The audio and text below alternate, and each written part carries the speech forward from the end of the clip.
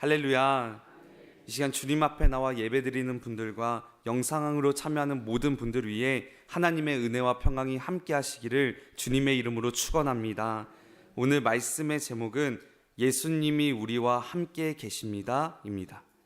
예수님이 우리와 함께 계십니다. 요한계시록 1장 1절에서 20절까지의 말씀은 크게 세 부분으로 나누어져 있습니다. 먼저 1절에서 8절까지의 말씀은 예수 그리스도의 계시와 영광의 선언입니다. 9절부터 16절까지는 반모섬에서 본 예수 그리스도의 면모입니다.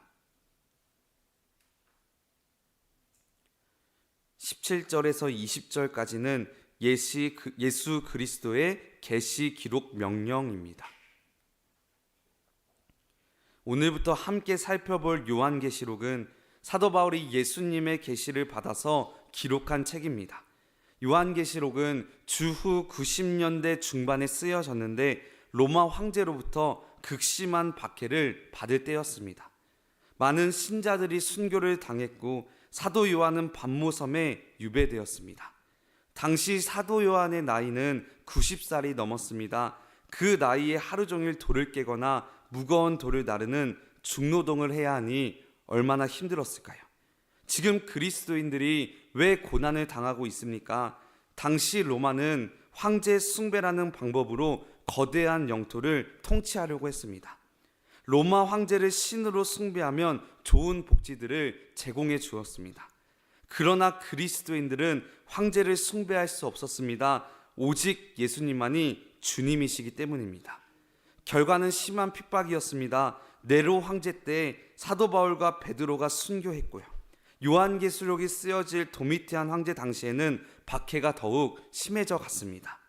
이런 상황 가운데서 교회와 성도들은 두려움에 떨 수밖에 없었고 믿음에서 떠난 자들이 생기기 시작했습니다. 이런 불안과 두려움이 가득한 상황에서 주님은 사도 요한에게 계시를 보여주십니다. 1절 말씀에 예수 그리스도의 계시라. 여러분, 오늘 1장을 통해 예수님께서 보여주신 계시의 핵심이 무엇일까요? 바로 부활하신 예수님께서 우리와 함께 계신다는 것입니다. 18절 말씀입니다. 곧 살아있는 자라 내가 전에 죽었었노라 볼지어다 이제 세세토록 살아있어 사망과 음부의 열쇠를 가졌노라. 곧 살아있는 자라 세세토록 살아있어. 예수님께서 지금도 살아계셔서 우리와 함께 계신다는 것입니다. 주님이 함께 하신다면 그 무엇도 그 누구도 교회와 성도를 무너뜨릴 수 없다는 것입니다. 여러분, 우리도 마찬가지입니다. 물론 우리가 예수님을 믿기 때문에 심한 핍박을 받지는 않습니다. 그러나 오늘날에도 여전히 세상에서 그리스도인으로 살아가기가 너무나도 쉽지가 않습니다. 예수님을 믿으며 때로는 억울할 때도 있고 양보해야 될 때도 있고 사랑하며 살아가야 될 때도 분명히 있습니다. 세상의 가치가 아닌 예수님의 가치를 지키기 위해 많은 모욕과 핍박을 받을 때도 분명히 있습니다. 그때 우리가 붙잡아야 될 믿음은 부활하신 주님께서 우리와 함께 계신다는 것입니다. 그렇다면 우리와 함께 계시는 예수님께서는 과연 어떠한 분이실까요? 오늘 영적인 교훈을 얻고 기도의 제목을 삼도록 하겠습니다. 첫째로, 예수님은 우리와 영원토록 함께 계십니다. 예수님은 우리와 영원토록 함께 계십니다. 지금 사도 요한이 예수님을 뭐라고 고백합니까? 4절 말씀에 이제도 계시고 전에도 계셨고 장차 오시리. 예수님은 과거와 현재 그리고 미래에도 영원히 살아계시다는 것입니다. 게다가 8절 말씀에 나는 알파와 오메가라 이제도 있고 전에도 있었고 장차 올 자요 전능한 자라 하시더라. 사망의 권세를 이기시고 부활하신 예수 그리스도, 알파와 오메가가 되시는 예수 그리스도, 처음과 나중이 한결같으신 분, 어떤 경우에도 변함없이 영원토록 끝까지 우리를 지켜주시고 사랑하시는 예수 그리스도께서 우리와 함께 계신다는 것입니다. 사랑하는 여러분, 예수님께서 우리와 영원토록 함께 계시다는 사실이 우리에게는 가장 큰 힘이요 능력이 되는 것입니다. 이스라엘 백성들을 보십시오. 그들이 애굽 땅에서 노예 신분으로 고통 가운데 있었습니다. 그들의 고통의 소리가 하나님께 상달됩니다. 그때 하나님께서 모세를 부르시며 말씀하십니다. 나는 스스로 있는 자라. 스스로 있는 하나님, 즉 처음과 나중이 되시는 하나님, 그 하나님의 이름을 의지하며 나아갈 때 애굽의 바로를 무너뜨리잖아요. 그리고 광야 생활 끝에 모세가 세상을 떠났습니다. 후계자 여호수아가 그 백성들을 이끌고 가나안 땅으로 들어가야 합니다. 그러니 얼마나 마음이 답답하고 두려웠겠습니까?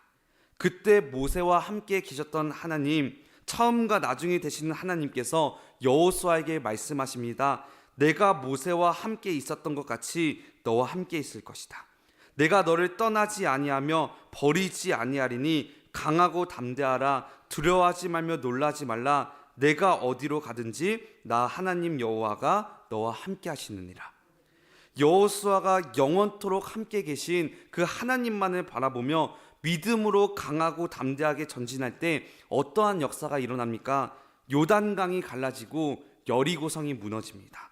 가나안 땅을 믿음으로 차지하게 됩니다. 사랑하는 여러분, 우리도 마찬가지입니다.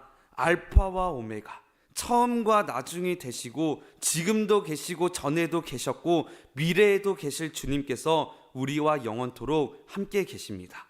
그 예수 그리스도를 의지하고 그분에게 희망을 걸고 그분만을 바라보는 것이 곧 믿음이라는 것이죠.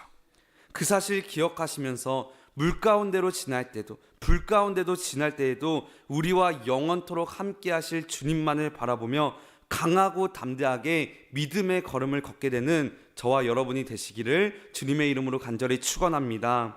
둘째로, 예수님은 우리 가운데 함께 계십니다. 예수님은 우리 가운데 함께 계십니다.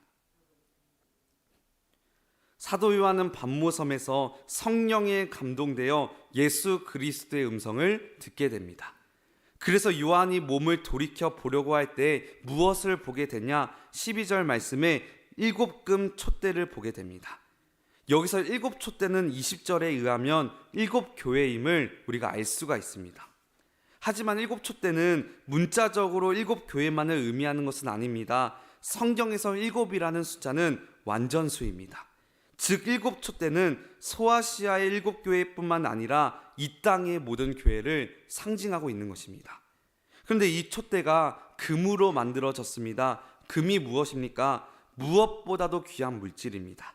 금은 영원토록 변하지 않기에 가장 가치가 있습니다. 하나님께서 교회를 어떻게 보고 계시는지를 우리가 알 수 있는 것이죠. 하나님이 보시기에 교회는 가장 귀하고 가장 아름다운 존재라는 것입니다. 그렇다면 교회가 무엇일까요? 질문이 틀렸습니다. 교회는 뭐가 될 수 없습니다. 교회는 누구일까요? 라고 질문해야 맞는 답입니다. 성경은 단 한 번도 교회를 건물로 말한 적이 없습니다. 교회는 사람입니다. 세상 속에서 부르심을 받아서 예수님을 믿음으로 말미암아 거듭난 성도들의 모임이 바로 교회인 것입니다. 고린도전서 3장 16절입니다. 너희는 너희가 하나님의 성전인 것과 하나님의 성령이 너희 안에 계시는 것을 알지 못하느냐? 누가 성전이라는 것인가요? 성령을 받은 우리가 바로 성전이며 여러분들이 바로 교회라는 것입니다. 여러분 한 분 한 분이 이미 교회가 되었다는 것입니다. 그리고 13절 말씀을 보면 촛대 사이에 인자 같으니 즉 예수님께서 계시다는 것입니다. 다시 말하면 교회 가운데, 교회된 우리들 가운데 예수님께서 함께 계신다는 것입니다. 사랑하는 여러분, 예수님께서 우리 가운데 계시는 것만으로도 큰 위로가 되지 않으십니까? 여러분, 예수님의 제자들을 보십시오. 예수님께서 십자가에 달려 돌아가시자마자 제자들은 자기도 잡혀갈까봐 한 집의 문을 잠그고 모여 있었습니다. 창이난 창은 다 틀어막고 혹시라도 누가 올까봐 숨죽이며 있었습니다. 그때 부활하신 예수님께서 두려워하고 좌절하고 평안이 없는 제자들에게 찾아오십니다. 그리고 그들 한가운데 서셔서 말씀하십니다. 요한복음 20장 19절입니다.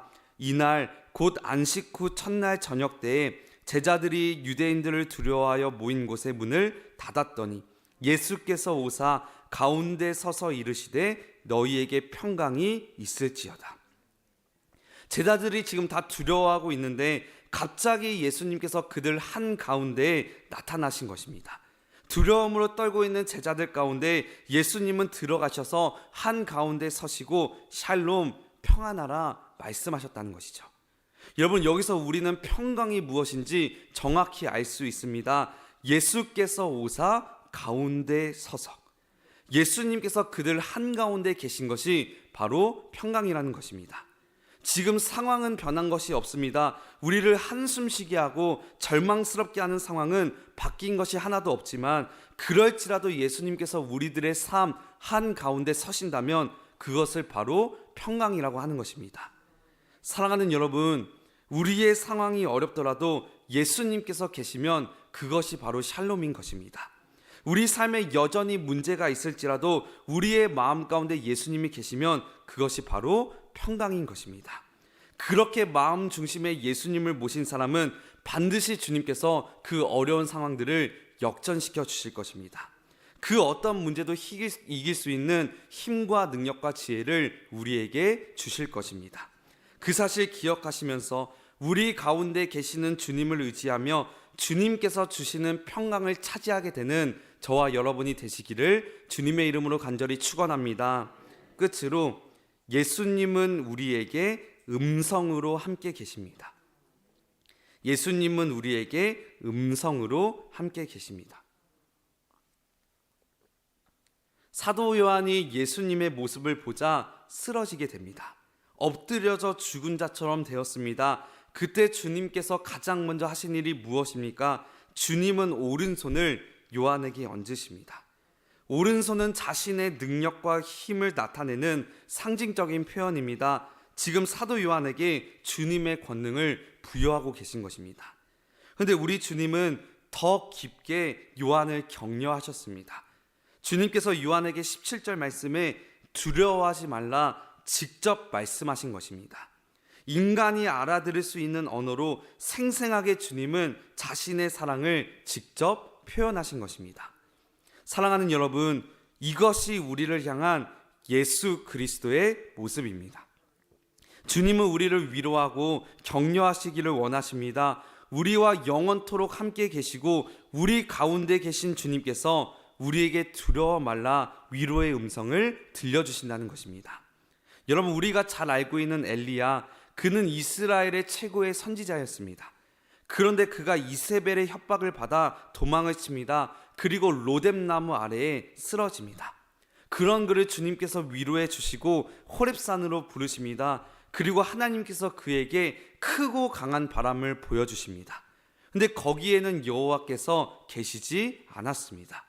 그 다음 지진을 보여주십니다. 거기에도 여호와께서 계시지 않았습니다. 마지막으로 강한 불을 보여주십니다.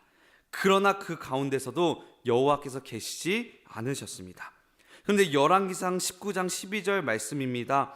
또 지진 후에 불이 있으나 불 가운데도 여호와께서 계시지 아니하더니 불 후에 세미한 소리가 있는지라. 마지막으로 세미한 소리로서 그에게 찾아와 주신 것입니다. 이게 무슨 뜻일까요?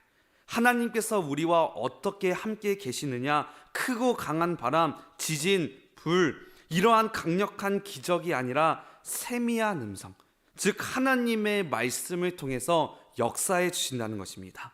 세미한 음성으로 우리를 위로해 주시며 말씀으로 승리하게 하여 주신다는 것입니다. 예수님의 제자들을 보십시오. 그들이 거친 풍랑으로 고통을 받고 있습니다. 그때 예수님께서 무리를 걸으셔서 제자들에게 오십니다. 그리고 예수님께서 뭐라고 말씀하십니까? 마태복음 14장 27절입니다. 예수께서 즉시 이르시되 안심하라, 나니 두려워하지 말라. 아직 풍랑이 잠잠해지기 전입니다. 그러나 예수님의 말씀만으로도 위로가 되는 것입니다. 왜일까요? 우리 인생의 모든 고통과 슬픔, 절망과 두려움, 이 모든 것들이 다 예수님의 발 아래에 있기 때문입니다. 여러분, 우리 주님은 말씀 한마디로 천지를 창조하신 분이십니다. 그 말씀이 나에게 임했다면 이미 그렇게 된 것입니다.